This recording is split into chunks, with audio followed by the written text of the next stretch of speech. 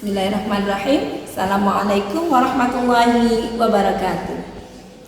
Alhamdulillah, kali ini kita dapat berjumpa kembali dengan Ayunda Nasyiatul Aisyah dalam kegiatan kita Bincang Ramadan Pimpinan Daerah Nasyiatul Aisyah Kabupaten Jember.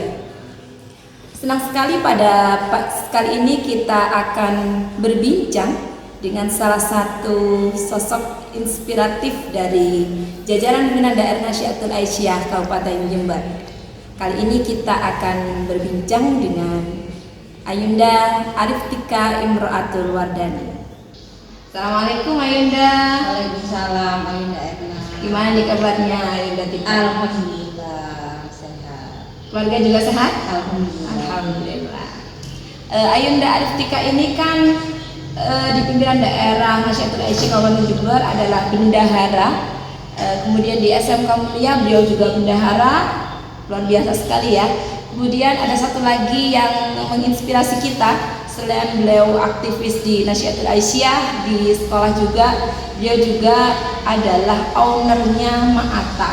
Nah, gimana nih Yunda Tika cara mengatur waktunya itu? Secara kan ketika sudah menjadi bendahara NA, bendahara di SMK Mulia yang seperti itu, masih punya kegiatan lain dalam bidang bisnis, yaitu sebagai ownernya Ma'ata.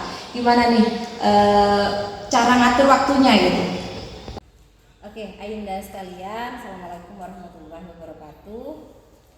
Terima kasih sekali ya Ayunda Erna sudah memberikan kesempatan kepada saya. Sebenarnya saya ini malu ya dibilang inspiratif karena yang sosok di sebelah saya itu lebih inspiratif ya. Ayunda Erna ini senior saya, beliau juga guru, beliau juga pengusaha juga, sama-sama punya jiwa entrepreneur kalau menurut saya itu ya, sama-sama nggak bisa diam. Jadi kalau dibilang saya menginspirasi, saya malulah sama beliau. Masih banyak teman-teman yang inspiratif di luar sana. Tapi memang saya dari awal itu kalau diem itu tambah terasa capek gitu ya. Jadi ya memang ada usaha yang sudah saya jalani hampir kurang lebih 6 tahun ini, yaitu salat Ma'ata. Kalau bagaimana pengatur waktunya ya saya kira sama dengan Ayunda yang lain, karena kita sama-sama usia produktif yang nggak bisa diam ya. Kita memanage waktu itu dari pagi ya, karena ini sudah berjalan 6 tahun, jadi saya nggak perlu lagi untuk, kalau awal-awal saya masih harus mengatur waktu, kapan harus belanja, kapan harus menyiapkan motong-motong dan lain sebagainya.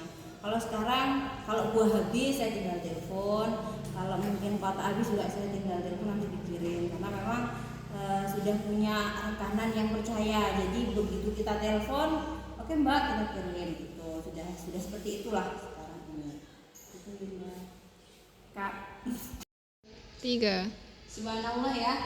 Jadi intinya itu sudah punya karyawan gitu ya, sudah bisa memberikan peluang pekerjaan untuk lingkungan di sekitarnya gitu ya. Alhamdulillah, insya Allah itu bisa, selain memberikan manfaat untuk dirinya juga bisa memberikan manfaat untuk orang lain gitu ya. Salah satu hal yang menarik adalah Ma'ata gitu ya. Mungkin di kalangan Nasyiatul Aisyah, khususnya di jajaran Nasyiatul Aisyah Kabupaten Jember, mungkin tidak asing gitu ya dengan salah satu produknya Ma'ata yang selalu hadir di setiap eventnya Nasyiatul Aisyah, yaitu salad sama tawalnya. Kebetulan hari ini produknya di bawah ya. Salad sama tawalnya itu yang mungkin setiap ada event Nasyiatul Aisyah menjadi salah satu bagian dari ikonnya Nasyiatul Aisyah gitu ya, karena memang rasanya yang mungkin sudah tidak perlu diragukan lagi gitu ya. Kemudian mungkin ada produk-produk lain yang sebenarnya dimiliki Ma'ata yang mungkin kita di kalangan Nasyiatul Aisyah itu masih belum tahu gitu ya. Baik Yunda Erna, jadi gini, kebetulan karena saya basicnya di SMK Mulia, jadi ada produk yang kita buat di SMK Mulia yang kebetulan saya juga tim dari marketingnya juga. ada kue-kue ini kebetulan kan mau lebaran ya, jadi ini ada kucang, kemudian ada nastar, kemudian ada bagelen. Jadi ini adalah salah satu produk lain dari Ma'ata. Jadi selain salad dan tahu Jadi wali, jualannya itu tidak hanya salad sama tahu wali gitu ya? ya betul. Jadi kalau yang always ready kan walaupun nggak puasa salad sama tahu wali. Dan ini kebetulan karena kita mau hari raya, ini kita mencoba untuk membuat produk ini. Tapi dengar-dengar ada itu, ada apa? Cateringnya juga. Ya ada catering juga. Jadi kalau catering itu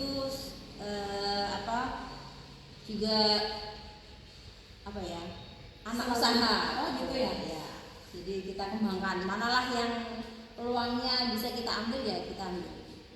Intinya tapi jadi satu gitu ya. Jadi untuk personalianya apakah selalu itu gitu ya karyawannya gitu, atau mungkin emang sudah sendiri-sendiri gitu?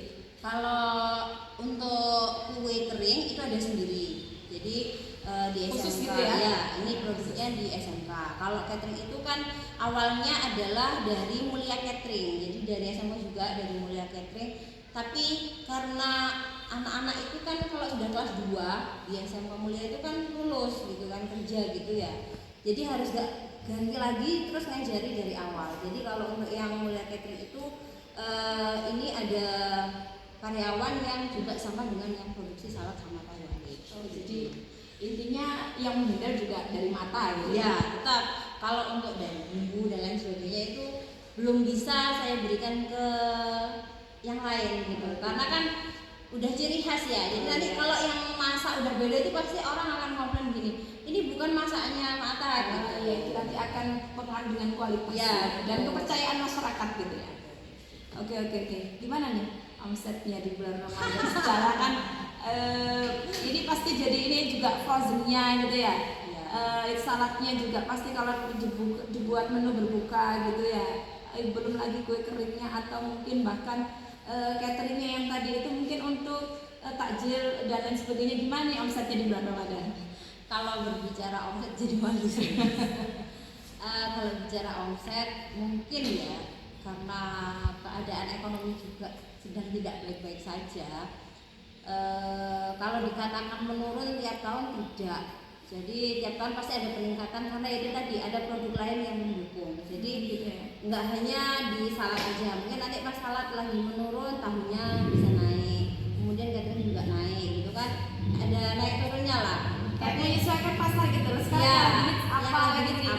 Kayak sekarang kan kayak di mana-mana seblak gitu kan, kayak di mana-mana geprek gitu. Ya udah, kita coba aja masuk pasar itu. Kalau sebelaknya nggak saya bawa, nanti takut ini. Sebenarnya ada ya? Ada aja. Gitu ya.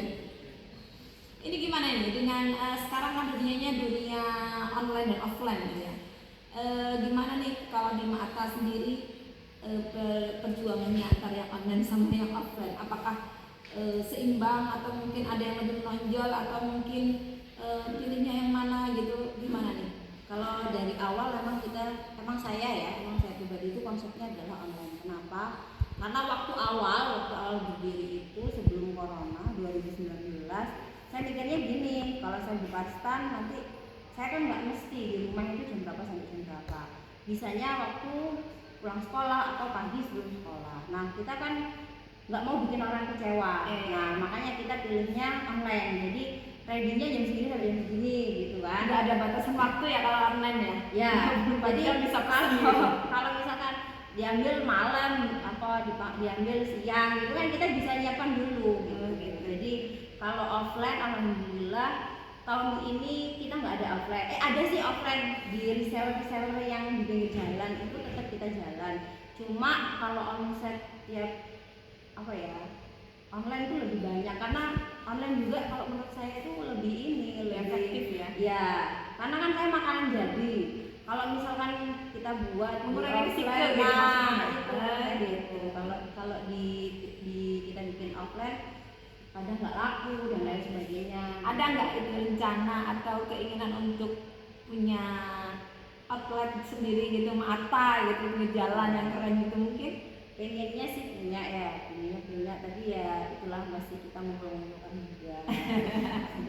Mudah-mudahan segera terwujud ya. Terus ini Mbak, apa Linda? Tenaga kerja juga. Jadi saya terhambatnya di tenaga kerja.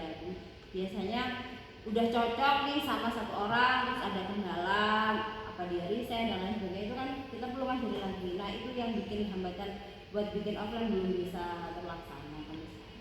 Jadi mudah-mudahan nanti segera menemukan konsepnya, menemukan orang-orang yang tepat yang bisa dipasang, yang dipercaya gitu ya. Satu lagi Dah, gimana nih menurut Yunda Tika konsep perempuan dalam berbisnis? Nah itu kan yang ini ya, biasanya perempuan itu ada sebagian yang memang tidak boleh berbisnis di rumah aja, atau mungkin ada yang lainnya yang keluar kerja sampai keluarganya itu terbengkalai dan seterusnya. Itu gimana nih menurut Yunda Tika konsep perempuan muslimah yang berbisnis itu seperti apa? Jadi kalau saya sebelum memulai ini saya ngobrol dengan suami, komunikasi ya, komunikasi di awal ini boleh nggak gitu. Izin itu kan penting ya, jadi ya tetap harus izin dulu, boleh nggak ini ya, walaupun di awal-awal itu kayak otomatis waktunya kan kurang gitu kan, untuk berdua, untuk sama anak, kadang di rumah juga udah capek gitu. Tapi bagaimanapun perempuan itu kan harus mandiri ya, apalagi kita usia produktif, kita nasihat yang harus berperan untuk diri kita sendiri maupun untuk organisasi.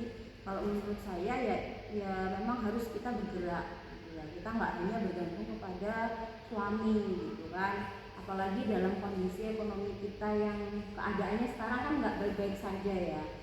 Saya yakin dimanapun, di kecamatan, di kabupaten maupun di mana aja pasti kan lagi bergolak gitu kan sekarang. Nah itu kita harus kita bisa gitu kan. Yang penting bisa bagi waktunya. Nah, mengatur waktunya yang tidak jadi itu ya. Itu tadi. Dan komunikasi. Iya. Harus komunikasi itu yang penting. Kadang kan jangan yang lain. Saya aja kadang kalau udah pesanan catering banyak, kadang ini di sekolah juga lagi banyak laporan, juga kan di rumah pasti banyak moodnya jelek. Iya kan. Kadang kebawa ke suami, kadang nggak ada waktu nih berdua. Kalau udah protes gitu ya. Anaknya biasanya protes. Suami kadang juga kan waktunya di rumah malah keluar MA atau apa gitu kan, biasanya gitu. Tapi ya ditambah lagi dengan komunikasi lagi. Oke. Satu lagi terakhir penutup. Mungkin ada tips-tips khusus dari Yunda Tika untuk kita Nasyatul Aisyah yang lainnya supaya kita itu enggak ini ya. Kadang kala itu kita ada keinginan untuk berbisnis. Cuman kita itu mau mengawalinya dari mana gitu ya. Ada keinginan kadang kan ya namanya keluarga kadang-kadang ya memang nggak cukup gitu ya, nggak cukup.